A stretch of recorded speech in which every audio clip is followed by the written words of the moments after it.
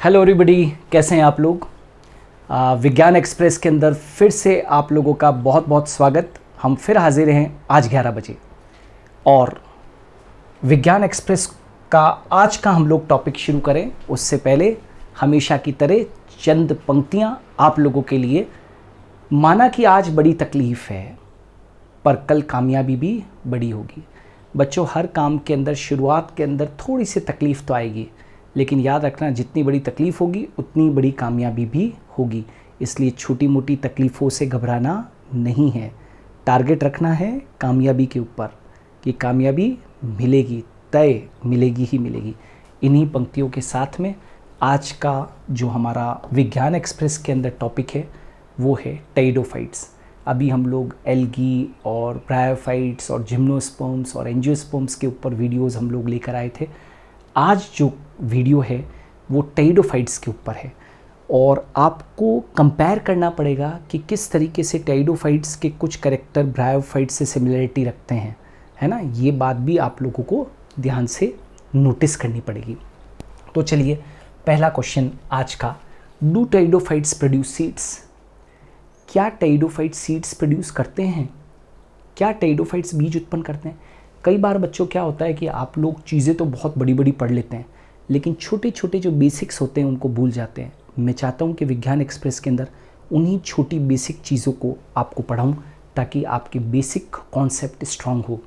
तो do pteridophytes produce seeds? तो कभी भी याद रखना कि टेरिडोफाइट्स बीज उत्पन्न नहीं करते हैं, राइट। याद रखना, pteridophytes do not produce seeds. Pteridophytes do not produce seeds, ठीक है। याद रखोगे, ये टेरिडोफाइट जितने भी होते हैं वो सीड उत्पन्न नहीं करते हैं। प्रश्न number 2, name the plants in which xylem and phloem were first reported. वे कौन से पादप थे जिनमें जाइलम और फ्लोएम सबसे पहले देखे गए? जाइलम और फ्लोएम का मतलब होता है वेस्कुलर टिश्यूज। तो याद रखना, टेरिडोफाइट्स बेटा वो पहले पादप थे, first plants. Pteridophytes were the first plants, है ना। First plant in which vascular bundles were, vascular tissues were first reported. Vascular tissues, first plant in which vascular tissues reported. मतलब टेरिडोफाइट्स ही वो पहली कैटेगरी के प्लांट्स थे जिनमें की xylem और फ्लोएम का उद्गम हुआ सबसे पहले। तो name the plants in which xylem and phloem were first reported. वे कौन से पादप थे जिनमें जाइलम और फ्लोएम सबसे पहले देखे गए? जाइलम और फ्लोएम यदि कोई सबसे पहले यदि देखे गए तो वो कौन थे टेरिडोफाइट्स के अंदर? न तो वो एल्गी थे न ब्रायोफाइट थे। सबसे पहली कैटेगरी के प्लांट्स कौन से थे? टेरिडोफाइट्स। तो यदि कोई पूछे जाइलम और फ्लोएम सबसे पहले किस में रिपोर्ट किए गए, तो टेरिडोफाइट्स के अंदर रिपोर्ट किए गए। Next, first plants to be evolved on land. देखिए, आपने एल्गी पढ़ लिया, आपने ब्रायोफाइट पढ़ लिया।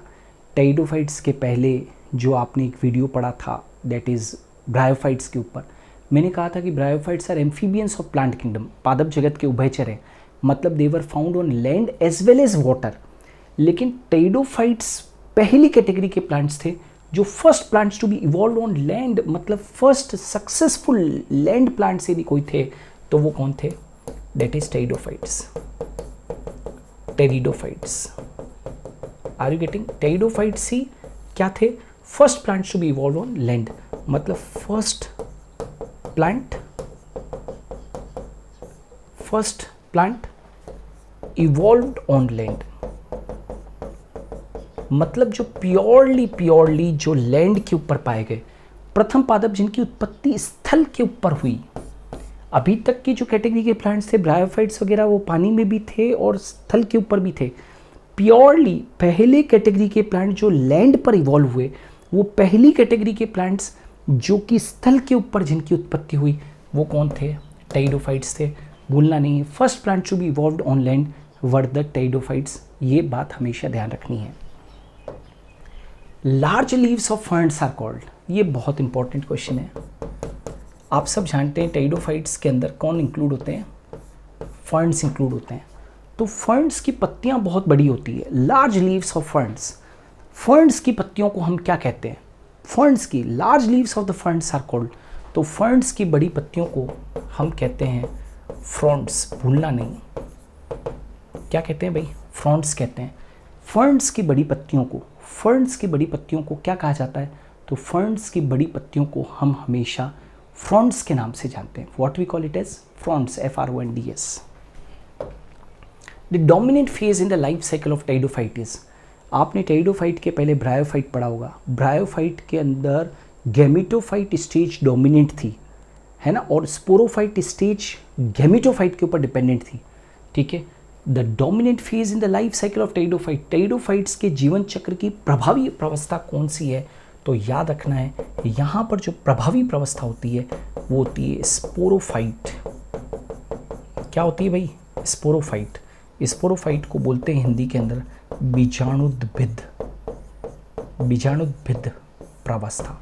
स्पोरोफाइट डोमिनेंट फेज है। Dominant phase in the life cycle of pteridophyte. Gametophyte भी होता है लेकिन वो डोमिनेंट नहीं है। स्पोरोफाइट डोमिनेंट है और उसके अंदर true root, stem and leaf found, ये तो जानते हो राइट। ब्रायोफाइट्स वगैरह के अंदर ट्रू रूट, स्टेम, लीफ नहीं मिलते थे। यहाँ पर स्पोरोफाइट के अंदर वास्तविक मूल तना और पत्ती पाए जाते हैं। They have true root, stem and leaf. Next आ जाते हैं, is water essential for fertilisation in pteridophytes. ये कैरेक्टर ब्रायोफाइट्स से काफ़ी कुछ मैच करता है। जिस तरीके से ब्रायोफाइट्स में फर्टिलाइजेशन के लिए पानी चाहिए, वैसे ही याद रखता है is water essential for fertilisation in pteridophytes. So yes, water is essential for fertilization. Water is essential. Water is essential for fertilization. Water is essential for fertilization in pteridophytes. जिस तरीके से ब्रायोफाइट्स के अंदर पानी ज़रूरी है निषेचन के लिए, फर्टिलाइजेशन के लिए, उसी तरीके से water is essential for fertilisation in pteridophytes. ये करेक्टर ब्रायोफाइट्स से मैच करता है। Are sex organs in pteridophytes multicellular and jacketed. क्या सेक्स ऑर्गन्स टेरिडोफाइट्स में, क्या जो लैंगिक अंग होते हैं वो बहुकोशिकीय व जैकेट युक्त होते हैं? तो yes in pteridophytes, yes in pteridophytes sex organs are, भूलना नहीं, मल्टी सेल्यूलर एंड जैकेटेड होते हैं। Multi cellular and jacketed, multicellular. Pteridophytes में भी ब्रायोफाइट्स की तरह ही लैंगिक अंग बहुकोशिकीय, लैंगिक अंग बहुकोशिकीय और जैकेट युक्त होते हैं। In pteridophytes the sex organs are always multi cellular and jacketed. Name the male and female sex organ found in pteridophyte. Pteridophytes के अंदर मिलने वाले मेल सेक्स ऑर्गन, नर जननांग और फीमेल सेक्स ऑर्गन का नाम क्या है? तो यहाँ पर भी बिल्कुल ब्रायोफाइट्स की तरह ही याद रखना, मेल सेक्स ऑर्गन जिस तरीके से आपने ब्रायोफाइट्स में पढ़ा था वैसे ही यहाँ पर भी पढ़ोगे। मेल सेक्स ऑर्गन और female sex organ. Male sex organ को हम लोग बोलते हैं एंथ्रीडियम। मेल सेक्स ऑर्गन को हम बोलते हैं एंथ्रीडियम और फीमेल सेक्स ऑर्गन को हम बोलते हैं आर्चिगोनियम। आर्चिगोनियम, ठीक है। इसको हिंदी में बोलते हैं पूधानी और इसको बोलते हैं स्त्री धानी, ठीक है। Male sex organ antheridium, female sex organ archegonium. नर जन्नांग को पूधानी कहते हैं, मादा जन्नांग को आर्चिगोनियम कहते हैं। याद रखोगे तो मेल और female sex organs in pteridophytes are respectively called as antheridium and archegonium. Archegonium के अंदर एग होता है जो फीमेल गैमेट की तरह बिहेव करता है और यहाँ पर क्या होता है? एंथीरोजोइड होता है। एंथीरोजोइड, एंथीरोजोइड समझते हो क्या होते हैं? पुमणु, जो कि मेल गैमेट की तरह एक्ट करता है, जो कि मेल गैमेट की तरह एक्ट करेगा। Clear? In is secondary growth found in pteridophytes? क्या सेकेंडरी ग्रोथ, द्वितीयक वृद्धि पाई जाती है? तो secondary growth is absent, secondary growth absent in pteridophytes, absent in pteridophytes. याद रखोगे, secondary growth absent in pteridophytes. Pteridophytes में द्वितीयक वृद्धि नहीं होती है। एक्सेप्शन जरूर है, एक्सेप्शन, अपवाद भी साथ में बता देता हूँ ताकि किसी को कोई कंफ्यूजन नहीं रहे। Secondary growth is found in isoetes, secondary growth is found in isoetes. एक टेरिडोफाइट है जिसका नाम है आइसोइटीज, उसमें सेकेंडरी ग्रोथ मिलती है, अपवाद स्वरूप, एक्सेप्शनली मिलती है, अदरवाइज सेकेंडरी ग्रोथ नहीं मिलती है। रेप्टाइल्स ऑफ प्लांट किंगडम, पादप जगत के सरीसृप। आप सब जानते हो कि जिस तरीके से एनिमल किंगडम के अंदर एम्फीबियंस के बाद में रेप्टाइल्स आते थे और एम्फीबियंस पानी और लैंड दोनों पर मिलते थे और रेप्टाइल्स प्योरली लैंड के ऊपर मिलते थे, तो वैसे ही रेप्टाइल्स ऑफ प्लांट किंगडम किनको कहा गया है? टेरिडोफाइट्स को, टेरिडोफाइट्स को कहा गया है ना। As they are found on land, क्योंकि ये स्थल के ऊपर पाए जाते हैं, इसीलिए रेप्टाइल्स ऑफ प्लांट किंगडम किसको माना गया है? टेरिडोफाइट्स को माना गया है। इन टेरिडोफाइट्स डू जाइलम है वेसल्स, बहुत खास आपने देखा होगा, मैं बहुत बार जिम्नोस्पर्म और टेरिडोफाइट्स और इनको कोरिलेट करके पढ़ा रहा हूँ। इन टेरिडोफाइट्स डू जाइलम है वेसल्स, तो इन टेरिडोफाइट्स जाइलम नाउ, तो याद रखना टेरिडोफाइट्स के अंदर xylem do not have vessels, xylem के अंदर वेसल्स नहीं होती है। जिस तरीके से जिम्नोस्पर्म के अंदर वेसल नहीं होती है, उसी तरीके से टेरिडोफाइट्स के जाइलम के अंदर वेसल्स नहीं होती है। क्या टेरिडोफाइट्स के जाइलम में वाहिकाएं होती है? डू जाइलम है vessels, xylem do not have vessels. हाँ, एक्सेप्शन जरूर है, अपवाद तो पूरी की पूरी भरा हुआ है, एक्सेप्शन अपवाद है ना, अपवाद है। सेलेजिनेला एंड इक्विसिटम में, सेलेजिनेला और इक्विसिटम में वेसल्स प्रेजेंट होती है, ये एक्सेप्शन हुआ। सेलेजिनेला और इक्विसिटम में वेसल्स प्रेजेंट हो सकती है, बाकी जाइलम के अंदर वेसल्स नहीं होती है। Are companion cells found in phloem of pteridophytes? Companion cells are absent in phloem of pteridophytes. याद रखना है, भूलना नहीं है। टेरिडोफाइट्स का जो फ्लोएम होता है, टेरिडोफाइट्स के फ्लोएम में कंपेनियन सेल्स यानी कि सह कोशिकाएं नहीं पाई जाती है। न तो जिम्नोस्पर्म्स के अंदर मिलती है कंपेनियन सेल्स और ना ही टेरिडोफाइट्स के अंदर मिलती है। नंबर ऑफ क्रोमोसोम्स इन ओफियोग्लोसम रेटिकुलेटम, क्योंकि बात चल रही है टेरिडोफाइट्स की और टेरिडोफाइट्स के अंदर ओफियोग्लोसम को डिस्कस करना बहुत इंपॉर्टेंट है, क्योंकि ओफियोग्लोसम रेटिकुलेटम में गुणसूत्र की संख्या कितनी होती है? 2n = 1260 है ना। ये क्या है? Highest number of chromosome found in plants, highest number of chromosome found in plants, मतलब पूरे के पूरे पादप जगत के अंदर है ना, पूरा का पूरा जो है, right, highest number of chromosome found in plants.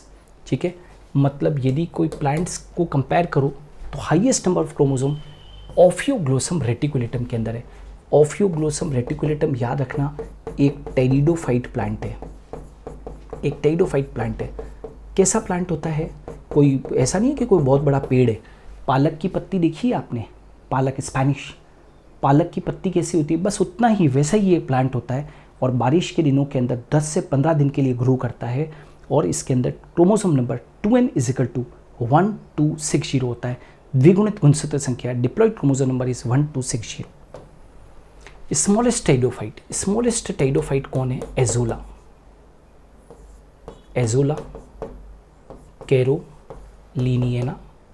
कैरोलिनियना, azolla कैरोलिनियना, ठीक है ना। ये इसके अंदर नाइट्रोजन फिक्सिंग एबिलिटी होती है और ये एक बायो फर्टिलाइज़र की तरह काम करता है। बायो फर्टिलाइज़र की तरह हम लोग उसको यूज़ करते हैं। स्मॉलेस्ट टेइडोफाइट है, इसकी साइज़ 0.5 से 1.5 सेंटीमीटर मात्र ये इसकी साइज़ होती है। स्मॉलेस्ट है। स्मॉलेस्ट यदि कोई टेइडोफाइट है तो कौन है? एजोला कैरोलिनियना। नाइट्रोजन फिक्सिंग की इसके अंदर क्षमता होती है, इसको हम बायो फर्टिलाइज़र की तरह एक्ट कर सकते हैं, ठीक है ना, जैव उर्वरक की भांति काम कर सकते हैं। लार्जेस्ट टेइडोफाइट, अब स्मॉलेस्ट की बात हो गई तो लार्जेस्ट भी है, तो साइथिया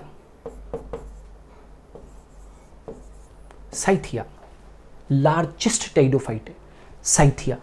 इसकी साइज़ 15 to 20 फीट्स तक होती है। वैसे तो टेइडोफाइट छोटे होते हैं लेकिन ये 15 से 20 फीट का होता है साइथिया। इसको हम लोग ट्री ऑब्लिक वुड फर्न के नाम से भी इसको जानते हैं। Cyathea is the largest pteridophyte. How many types of leaves are found in pteridophytes? बहुत इंपॉर्टेंट क्वेश्चन। 2 तरीके की लीव्स होती है बच्चों, एक होती है माइक्रोफिल्स और एक होती है मैक्रोफिल्स, है ना। माइक्रोफिल्स और मैक्रोफिल्स। ये जो माइक्रोफिल होती है थोड़ी सी छोटी होती है और मैक्रोफिल जो होती है वो थोड़ी सी लार्ज होती है। जैसे कि मैक्रोफिल्स तो किस में मिलती है? फर्न्स के अंदर, और जैसे माइक्रोफिल्स सेलेजिनेला वगैरह में मिलती है। ये एग्जाम्पल है आपको समझाने के लिए। तो टेइडोफाइट्स के अंदर 2 तरीके की लीव्स मिलती है, 2 प्रकार की पत्तियां पाई जाती है, माइक्रोफिल्स एंड मैक्रोफिल्स। माइक्रोफिल्स स्मॉल होती है, सेलेजिनेला में मिलती है। मैक्रोफिल्स या आप चाहो तो मेगाफिल्स भी कह सकते हो, बड़ी होती है और ये फर्न्स के अंदर मिलती है। Next, photosynthetic thalloid gametophyte of pteridophyte is called as. देखो, स्पोरोफाइट के साथ में ही गैमेटोफाइट स्टेज भी होती है और गैमेटोफाइट स्टेज जो टेइडोफाइट की होती है वो फोटोसिंथेटिक होती है, फूड खुद बना सकती है, थैलोइड होती है, गैमेटोफाइटिक स्टेज होती है। उसको हम क्या कहते हैं?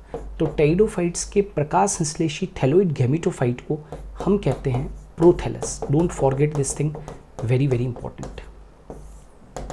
प्रोथैलस क्या कहा जाता है उसे? प्रोथैलस। टेइडोफाइट्स आर होमोस्पोरस और हेटेरोस्पोरस। ये क्वेश्चन बहुत इंपॉर्टेंट होते हैं, जो स्पोर्ट्स के ऊपर क्वेश्चन होते हैं, याद रखना। टेइडोफाइट्स जो होते हैं वो जनरली मोस्टली होमोस्पोरस होते हैं। अधिकांश समबीजाणुक